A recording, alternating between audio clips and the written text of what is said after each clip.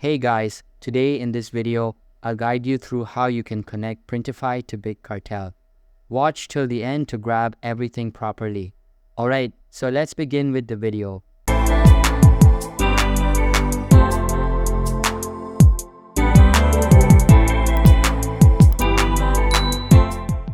First things first, open any preferred browser and search for my.bigcartel.com. After that, sign into your account and you will be redirected to the home page. In order to connect it with Printify, you will need to open printify.com in a new tab and sign into your account. Once you are logged into Printify, click on the store feature in the top left corner and select Add a new store. You may notice that there is no direct feature that allows us to connect Big Cartel with Printify. So, in order to connect them, you will need to access the API feature. This is where you can find the necessary information to connect Printify and Big Cartel properly.